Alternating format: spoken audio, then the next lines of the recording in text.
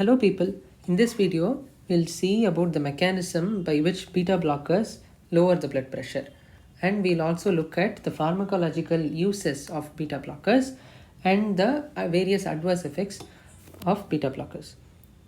Now first coming to the mechanism, we have to know that these beta 1 receptors are present in the heart as well as in the juxtaglomerular cells of the kidney.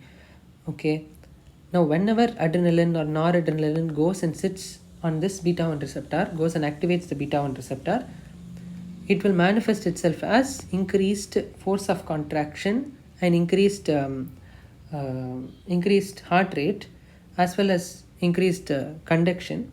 All these things, all these changes can be observed in the heart, which will result in increased BP, and there will also be increased renin production. Since the beta cells present in the JG cells are stimulated by the sympathomimetics, there will be increase in renin production, and renin will help in the conversion of angiotensinogen to angiotensin and all that. Angiotensin is a powerful vasoconstrictor. It will produce vasoconstriction and increase the BP.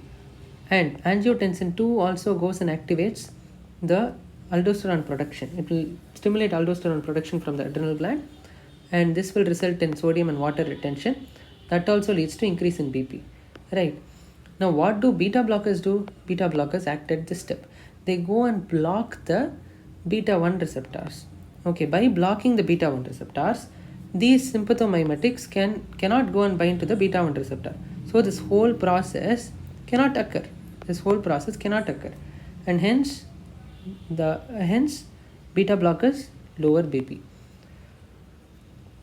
Now let us look at some uses of beta blockers.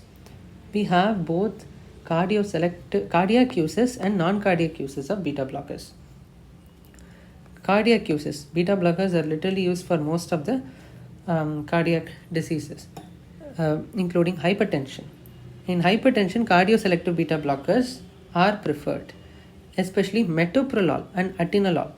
Both are used in the treatment of angina and hypertension. Okay, angina. In angina also we use beta blockers. Here also cardioselective beta blockers are preferred, and the rationale why we are using beta blockers in angina is beta blockers will reduce the oxygen demand on the heart by reducing the force of contraction and the heart rate and all that. They reduce the oxygen demand of the heart and they aid in alleviation of anginal pain. Okay, and we are also using beta blockers in myocardial infarction. Here we can categorize the use into two different categories. One is early beta blocker use and late beta blocker use. When we are giving a beta blocker as soon as we diagnose MI, it will help in reducing the infarct size and mortality. Again, this is because it reduces the oxygen demand of the myocardium. It reduces the infarct size.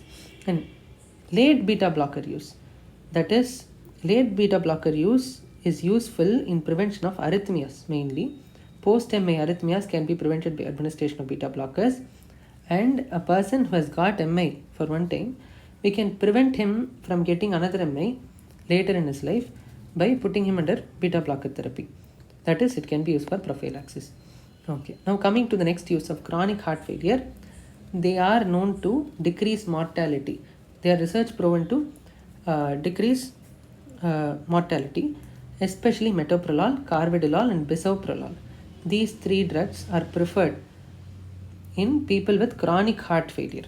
And just mind that beta blockers should not be used in decompensated heart failure.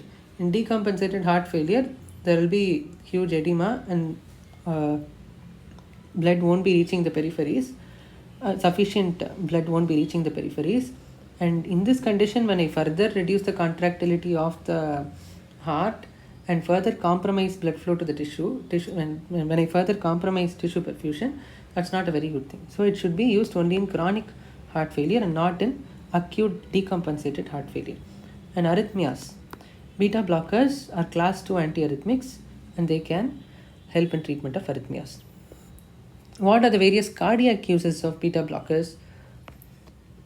They are used in migraine prophylaxis. Propranolol 40 to 60 mg per day can be used for migraine prophylaxis.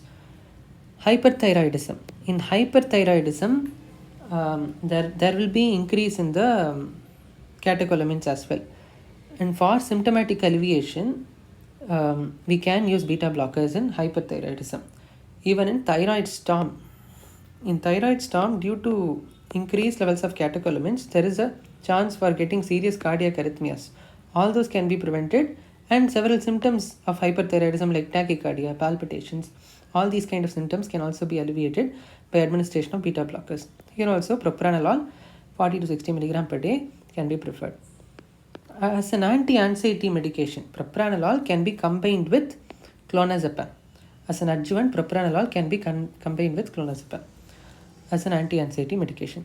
And for tremors, beta blockers like propranolol here also can be used for all kinds of tremors other than Parkinsonian tremors. For Parkinsonian tremors, beta blockers cannot be used. Other than that, they can be used for all other tremors.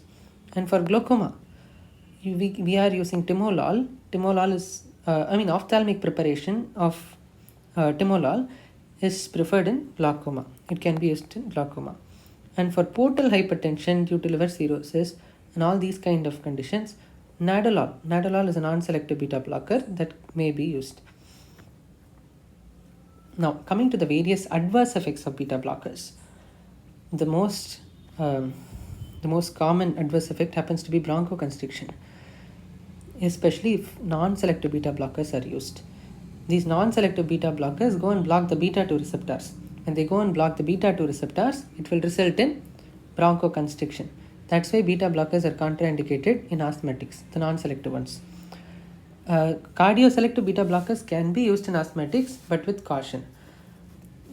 Next is arrhythmias. Of course, abrupt discontinuation can cause arrhythmias. On chronic therapy with beta blockers, there will be upregulation of the beta-1 receptors.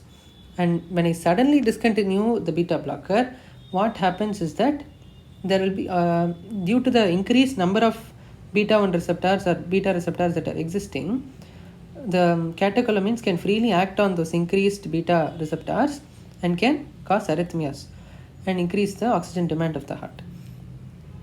So doses should always be gradually tapered whenever I am planning to stop a beta blocker. And sexual impairment in men. This is also one of the reported adverse effects. And metabolic adverse effects also exist. There are two metabolic adverse effects that we have to remember. One is that beta blockers masks the signs of hypoglycemia, like tremors, tachycardia, nervousness. How, for example, consider a patient who is a diabetic, who is under anti-diabetic medication or something, and he is having an episode of hypoglycemia. When hypoglycemia sets in, there will be release of catecholamines. These catecholamines will try to bring back the blood glucose levels to normal.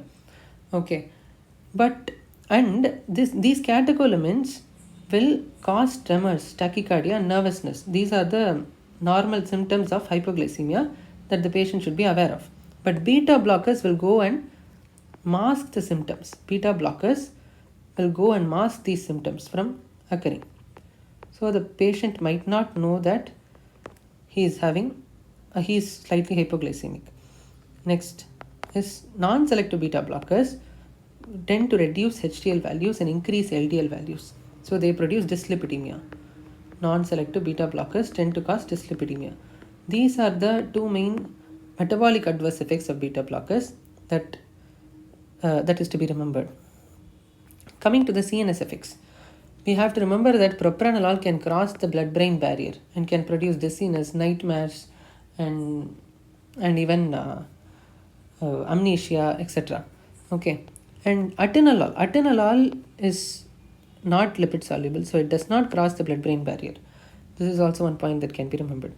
And beta blockers can cause cold extremities, because beta blockers, when they go and block the beta-2 receptors, they can produce peripheral vasoconstriction, which is responsible for cold extremities. This is one of the reasons why non-selective beta blockers are contraindicated in peripheral vascular disease as well. That's it for this video. If you like this content, please like, share and subscribe. Thank you.